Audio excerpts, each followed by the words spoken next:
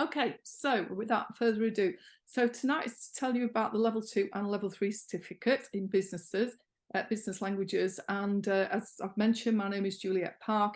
My background is in industry, and I'm really passionate about getting kids to understand how to apply languages, because yes, I teach GCSE, I've taught A level, and with all the changes that are happening in this in the UK, if you're not doing the IGCSE, I'm not sure, Stephen, what's happening in Scotland, but there are changes. Some for the better, but still, I don't think kids really understand the value and power and purpose of learning languages if they don't apply it in situations that could present themselves, in their careers later on in life. And hopefully with these qualifications, we've done that. The feedback from teachers delivering it has been fantastic for now, up to now, and the kids. So some of them are doing A level when they do level 3, some of them aren't. And those that are doing both, some schools, they've given us some feedback and they say the students much prefer this course because they see the relevance in the way they don't doing the A level. So it doesn't mean that you would lose A level candidates and they do this in, instead of, they'll do it as well as, but you will also potentially, if you're teaching in a sixth form, gain students who will carry on with business or rather language learning, but wouldn't have done A levels. So it's quite flexible, and I'm going to explain a little bit more about how it works. So I run a consultancy called the Language Alliance, and we are a leading verification and assessment centre with an awarding body called the Skills and Education Group. Now, we used to work with the Institute of Linguists. We set up a level 2 with them, but then they just got to the point where they said, look, Juliet, really sorry, we just can't manage this. We are an organisation that focuses on interpreting and translation, and we need to focus on, the niche that we're best placed to do. So then we took the qualification to the Skills and Education Group, and they suggested that we set it up as our own accreditation. So that's what we've done. So we are a quality assured organisation. We're audited every year in July to run these qualifications. And we've now worked with the Skills and Education Group for 3 years, and these qualifications are growing. But the beauty of running an accreditation is we can offer it in different we can offer a flexible pathway, which I'll explain to you in a little while. So it appeals to students who are post 16. We have had 16-year-olds or year 11s doing it, but ideally it's best if they've done a GCSE or equivalent, and it works really well as an enrichment qualification for students who are doing, for example, A levels or even BTEC. So it appeals to post 16 sixth form students. We've had undergraduates at universities studying it, and we've got private tutors such as Debbie, who are delivering it to professionals in the workplace. So, for example, a couple of years ago in Leeds, we had one of the local university lecturers delivering this to colleagues who work for Telefonica, the Spanish company. So it's very flexible. It can be an alternative to A level. So students who say, oh, I don't want to do film, I don't want to do literature, I don't want to be doing, the EPR type project. If they want to carry on post GCSE, but they don't want to do, I suppose, an academic route, this is an ideal alternative. Excuse me. And it says, as I mentioned, delivers in enrichment. So it's typically 1 to 2 hours a week. Now, we also have, I'd say about 40 to 50% of our students are doing A level, and they're doing this to get an extra string to their bow. And the other half aren't doing A level. So you can see it appeals and potentially broadens or increases the number of students at post 16. And then we do have students at university who choose this as a kind of option over and above their degree. And as I mentioned, professionals in the workplace. So it appeals, I would say, from 16 years of age and upwards. So I'm going to start to explain the level 2, which is an intermediate accreditation. It's owned by us. It involves 6 topic areas, 6 modules. And at the end of each one of those modules, the students do an assessment task. Now, these assessments run in a similar way to if they were in a business environment. That means it's not like an exam what they do is they do the task using notes. They can use reference notes, they can use prompts for the speaking, they can have glossaries, vocabularies, but they get one go at it, and each assessment is marked by the teacher, pass, merit or distinction. Now we have an online system that marks it for you, and the people who do our final verification, my colleagues, are all senior managers for AQA, Edexcel, etc., and the IGCSE, and they say it's quite an advanced system we've got. So it makes the marking for both teachers and examiners quite straightforward. So they basically do 6 assessments, and the first one usually takes place around end of October. And the nice thing about that is that sense of success kicks in very early on. So 40% of the marks come from those 6 tasks, okay? Now, the Common European Framework of Reference for Languages, this would be the equivalent of A2. Not sure if you know what that means, but that gives you an idea where it's benchmarked. We start typically in September, and the course finishes at the end of May, although there is some element of flexibility. And as I mentioned, it's 1 to 2 hours a week. So typically, schools will deliver 2 hours a week up to, and it might be, for example, 1 hour with a teacher, 1 hour with a foreign language assistant. If you are fortunate enough to have somebody who is a language assistant, I've taught it 1 hour a week, but I had to give homework every week to make sure I covered everything that we needed to. And that was with year 11s a couple of years back. So 1 to 2 hours a week, typical September to May, typical academic year, 6 assessment tasks, 1 at the end of every module. And that's a reading, a writing, a speaking, a listening, and then we combine the skills. There's a speaking and a listening, and a reading and a writing. So you can see on there the 6 topic areas. This is our portal where all our resources are stored. You would not need to create any resources whatsoever. They all sit online and they're easily accessible.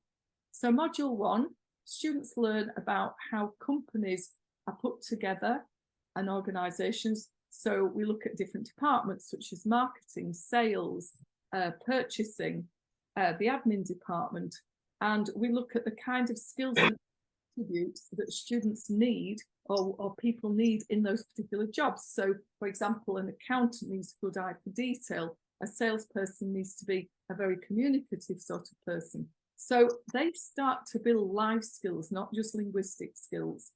The second module corresponds, oh, by the way, sorry, at the end of module 1, they write a job application. So they have to assume the role of a certain person, might be a male or female, and then they write as though they were that person, a covering letter, basically, for a job.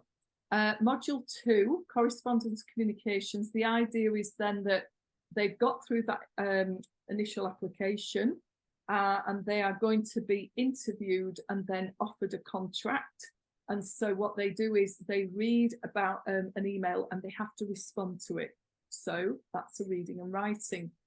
Module 3, then they imagine that they've arrived for this internship, that they're doing this placement abroad, that they applied for in module 1, that they were offered in module 2. And in module 3, it's okay, imagine you've arrived at a company, you need to understand the health and safety in both an office environment and also in a factory. So that's rules and regulations, amongst other things. Then in number 4, it's about, okay, how do you book a hotel? How do you get accommodation sorted? How do you understand directions and take taxis, etc.? Can you understand announcements in an airport? I know they're often delivered in English, but it's that moving around the logistics. So in that one, it's a listening assessment. And in number 5, this is the one that they really enjoy. Sales and marketing, that is a speaking assessment, and what they have to do, they learn all about the sort of principles of marketing. It's not high level business, it's easy to teach even if you've no business background. So they actually dream up their own product or service and they present it, their own ideas. So that one is a speaking. And then finally in module 6, they learn about problems that can occur with orders, for example, and deliveries. and how you would deal with a customer in that situation. And so module 6 involves speaking and listening. So it's a dialogue. So you can see we've covered all 4 language skills, and then we've combined 2 for number, which was it, 3, that's reading and writing, and number 6, speaking and listening.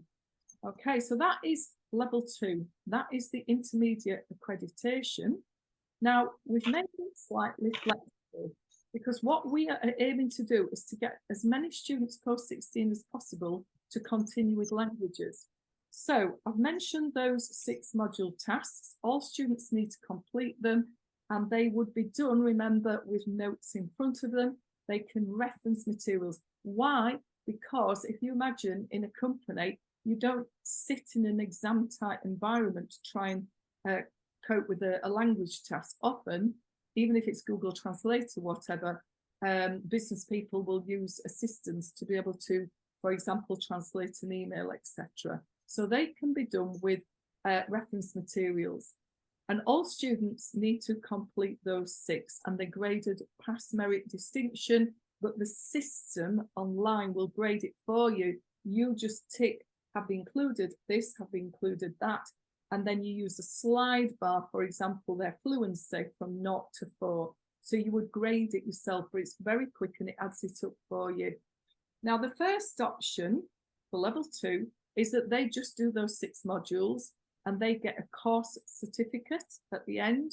So they get a certificate just to say level 2 accreditation course certificate. Okay. Now, that isn't, although you would grade those modules, they don't get the grade on the certificate. The way to get the full accreditation then is to do 2 final unseen assessments. Okay, so the first option is they do the course, they do the 6 tasks, and they just get a course certificate. Option 2 is to get the full accreditation. So, as you can see in the blue box at the top, those 6 modules, the tasks amount to 40% of the marks. And then at the end of May, it's usually the week before half term, there is a reading and writing and a speaking and listening. Now, I don't want to call them exams, they're quite practical in nature, but they cannot use reference materials if they want to do this. And that is worth 60%. So 30% from the speaking and listening, and 30% from the reading and writing. And I'm going to show you examples of what those unseen assessments look like to give you a flavour. And that is marked pass, merit, distinction. Now, you wouldn't mark those unseen assessments. Our verification team mark those for you, and then they're graded and they get a lovely certificate with pass, merit, distinction. I would say probably 40% probably get distinction, 40% get merit, about 20% get a pass. Weakish students can get through this, okay? But if you really do have a weak student and you think they're not going to be able to manage these exams or practical assessments without notes, you can just put them on for the course certificate. So you can decide that as you're going through the course. So that is option 2, okay? 2 options, it's flexible for the accreditation. So these are examples. I'm not sure, I can't remember, I know you were Germanists, some of you, but this is from a couple of years ago, and this final reading and writing. So they got to imagine they're working in Morzine, they're working for a mountain bike shop, and they've been asked to read an order request from their boss, and then they've got to basically fill in an order for, I'm really passionate about outdoor sports, so whenever I can get something to do with sports and activities, I will build it into an assessment. So you can see there we've got an order form and a note from the boss. This is the German example, and this is the second part of the same task, that you've got then an email, and you've got to basically read that email, understand it, and then respond with those bullets, okay? So it is a reading and a writing. They have to read something and respond to it and then add extra information. So that's the same task but in German, okay? So there's 2 parts to that particular one, and that is the reading and writing final unseen assessment. They cannot use notes, okay? So it's about something has gone wrong with the order, etc., etc. I'm not sure if is anybody a Spanish speaker? Can't remember. Can you just put your hand up if you speak Spanish? Right. I'm going to play this for you so that you get the speed. So the same year, 2021, for the speaking listening, this isn't a dialogue, by the way. They simply, thanks Sam, they simply hear a message and then they have to in some way respond to it. So that means the speaking and listening is not like a GCSE or A level. It's not a dialogue. They hear some recording. It plays 5 times over. They make notes and they've got to relay that information by being recorded. They're not speaking to a particular person. It's not a conversation. It's relaying the information. And as you can see there on the right, they have to add that extra detail. So I'll just play you this. Hopefully you can hear it. And this gives you an idea of the speed. Oops. Hola, soy Ana al teléfono. ¿Podría ponerse en contacto con el Hotel Blanco en relación con el evento previsto para el 12 de julio? Necesitamos revisar los planes porque ha habido algunos cambios. Explíqueles que hay que cambiar la fecha al 16 de julio si hay disponibilidad. Pídales si hay una sala de conferencias más pequeña, porque el número de delegados se ha reducido. Explique que esto se debe a las restricciones de viaje causadas por COVID. So we related that to COVID at that particular time, which was very fitting.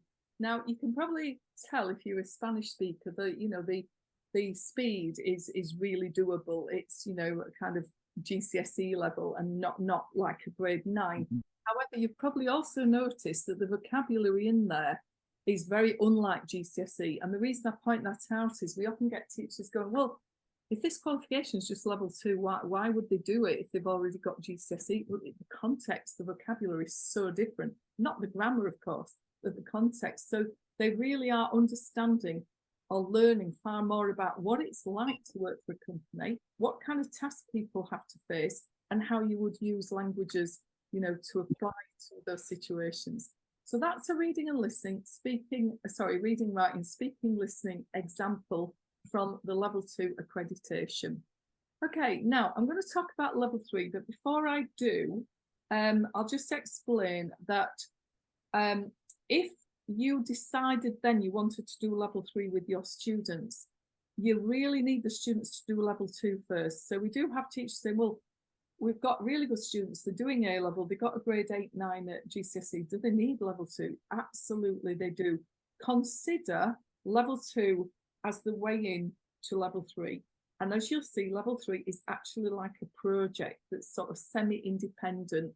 So the level 2 is the grounding, it's the foundation, it's the preparation. They don't actually have to do either qualification if they want to go straight up to level 3.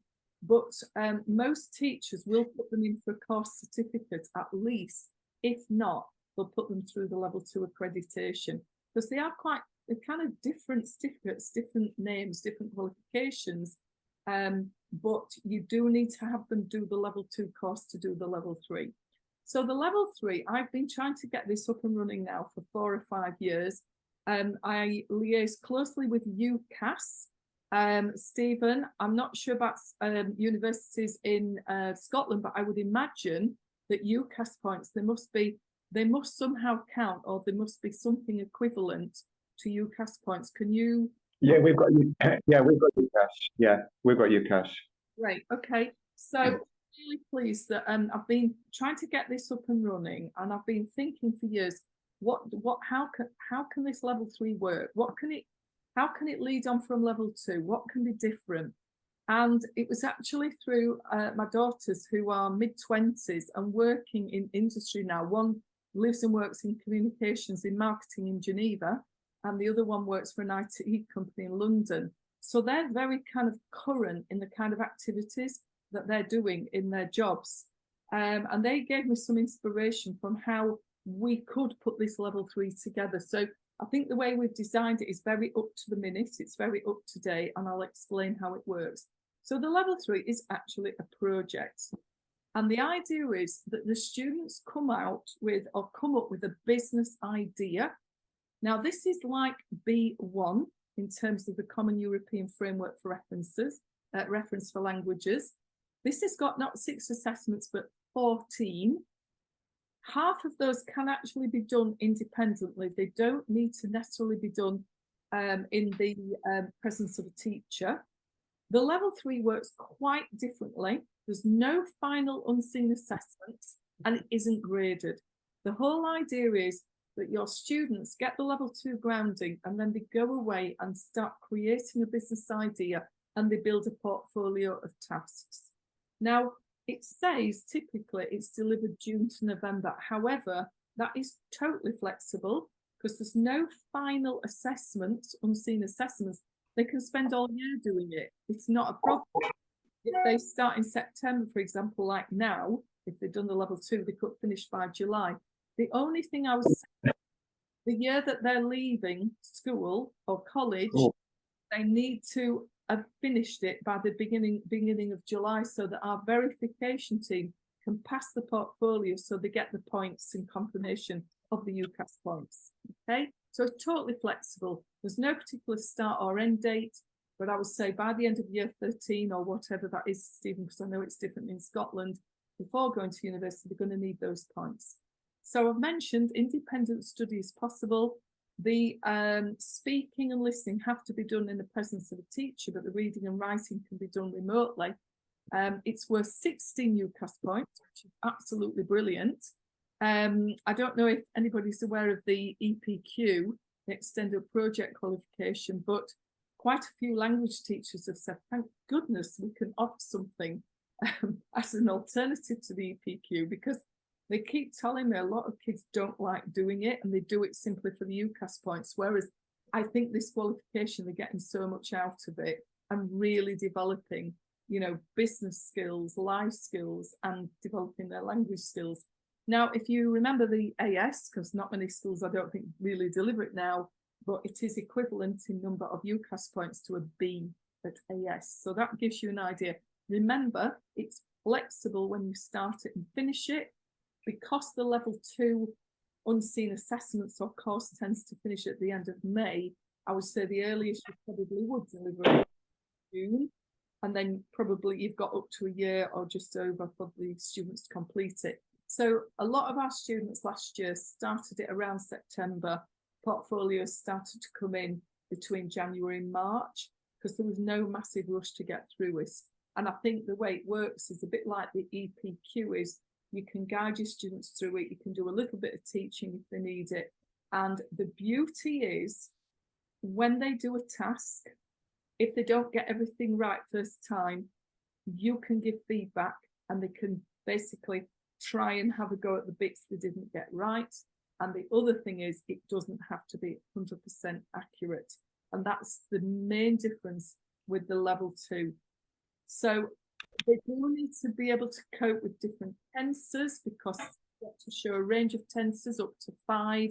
So, for example, the simple future, the near future, conditional, subjunctive, conditional perfect. They need to be able to handle a range of tenses and they need to be able to handle complex. So it is a jump up from level 2, and I'll show you a couple of examples in a second. It's fascinating what students come up with for business ideas. So initially, the first assessment is read what it's like. So the first reading assessment is, what is it like to run a business? What are the risks? What are the pros? What are the cons? And it's to get their imagination going, oh, if I was to run a business, how would I feel about doing this? You know, how much of a risk is it? Sorry, I've got a dog in the background. I do apologise. And they come up with an idea. I'll show you a couple of different ideas. So the way we get them to think about this is a business is often successful if they are solving a problem for somebody. And so the students tend to go away and think, what would make my life easier? What am I particularly interested in? And what would I do if I were to run a business? Or do I know somebody in my friends or family that have a problem? So, for example, one student said her grandma can't cope with an Alexa. So she came up with the idea of an older person's Alexa. We've had so many different wonderful ideas. It's actually a pleasure to be marking these. So this one is a German example. I'm going to be quiet and just let you have a quick read if you're a Germanist.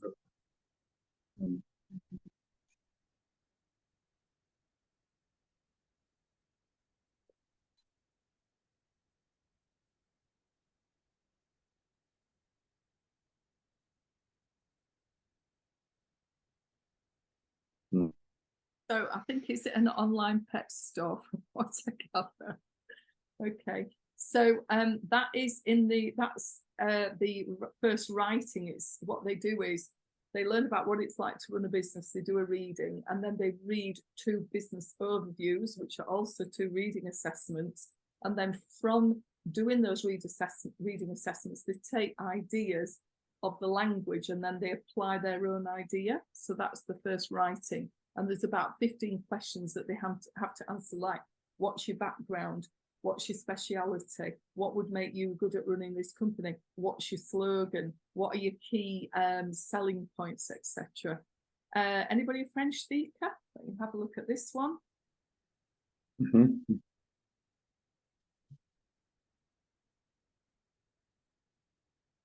I think it's some implant in the back of somebody's neck, I think, that basically tracks your health. Have I got that right?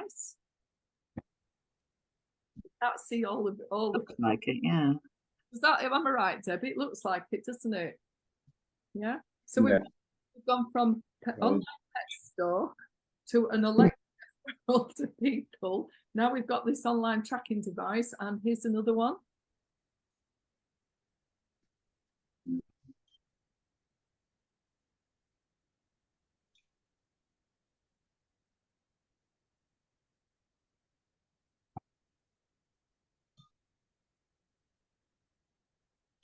I think it's some sort of presentation building software, isn't it?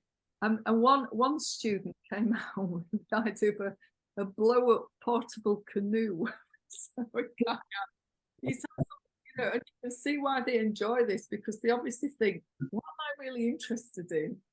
What would make my life easier, etc. The range of ideas is fantastic. Who knows? One day a student might contact you, in 5 years and say, look, sir, miss, I'm running my own business now. This gave me the inspiration. You never know. Anyway, one of the things they have to do is pitch their idea. So Dragon's Den, we don't want it to be as formal as this, but we kind of get them to think, how are you going to pitch your idea? You've got to be succinct. You've got to get your key points over. If you're a Spanish speaker, I think I might have built a Spanish one in. Let's have a quick listen to this. Okay, ALB Level 3. I'll just move it forward so we ¿Quiénes somos? anonymous. Somos una nueva empresa en el sector minero con una solución emocionante para el problema de la contaminación industrial. Somos de Puebla, México, pero nuestras ambiciones llegan a todo el mundo. Tenemos un producto increíble para limpiar contaminación sin usando los químicos dañan más.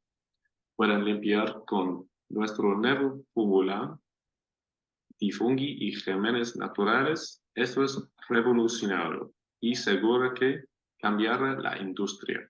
So I think it's industrial cleaning, isn't it? Some sort of contamination buster. And I heard the word mushrooms there. Was it fungus?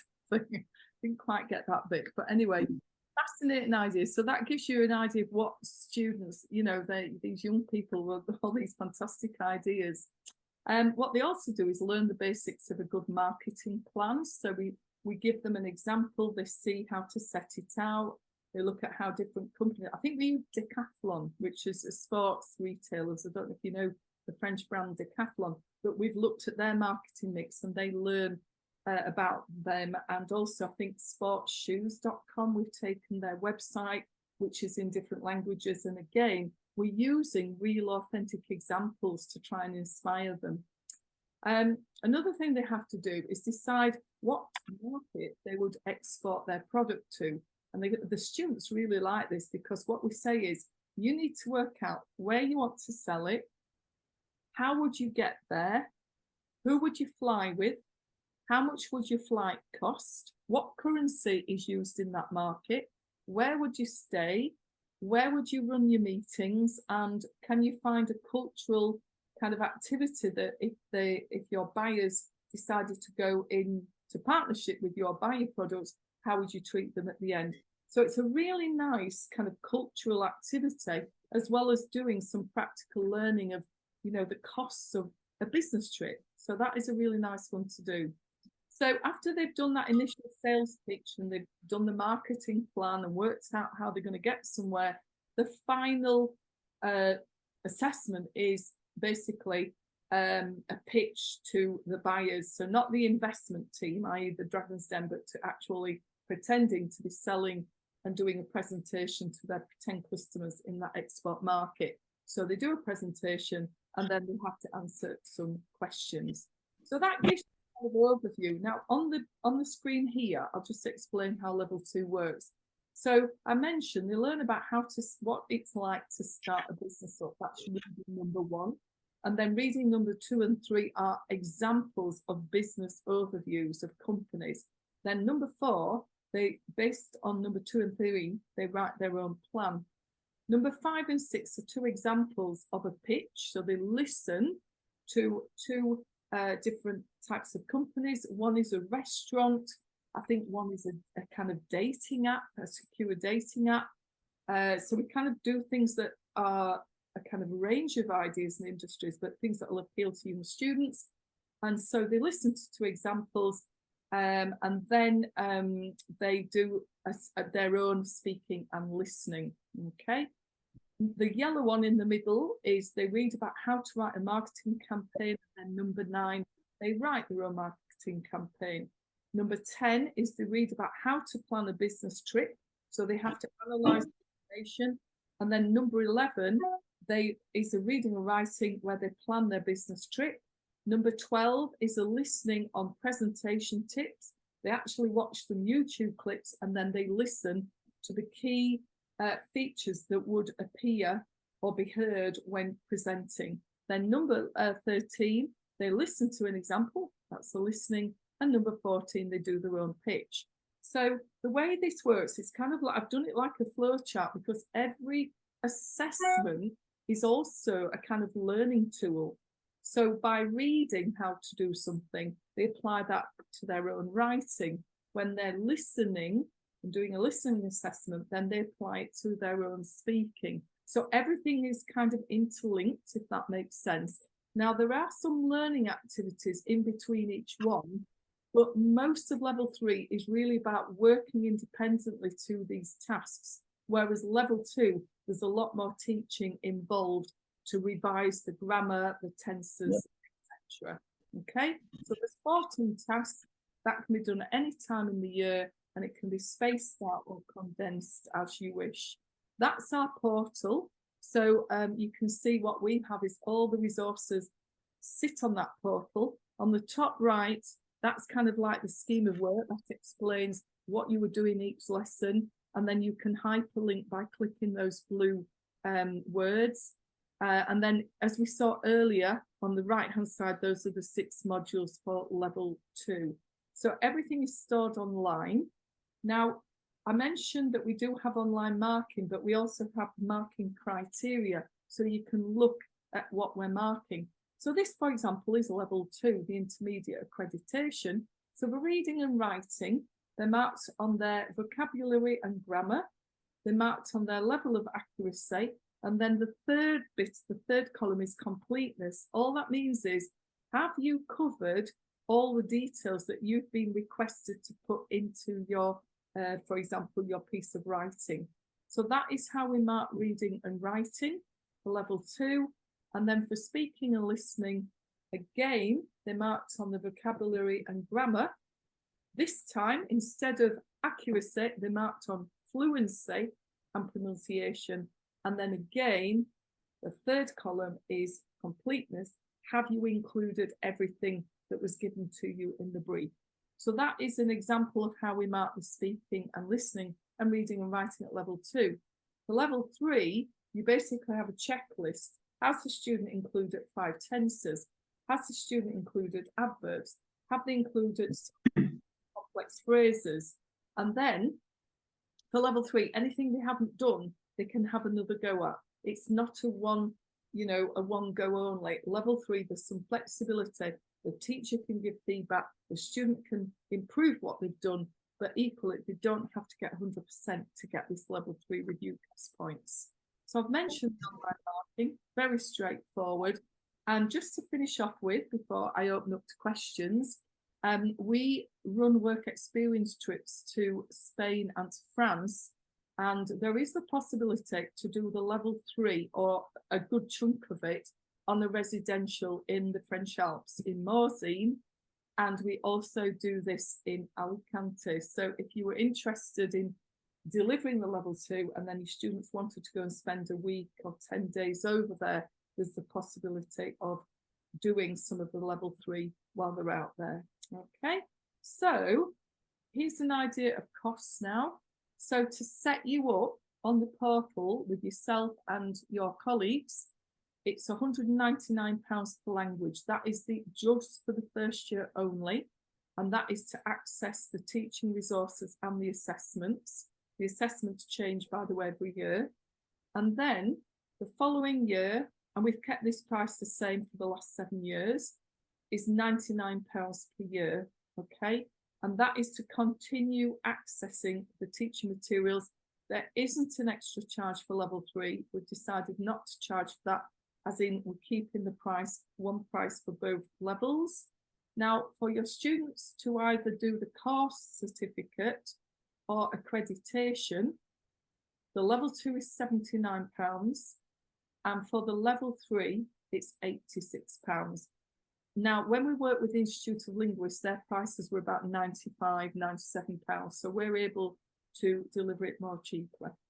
So that gives you an idea of costs. And I think that's more or less it. I know some schools, private schools, charge the parents for the actual qualification because it is enrichment, but the teachers, the schools just pay for access to the resources. So, do we have any questions?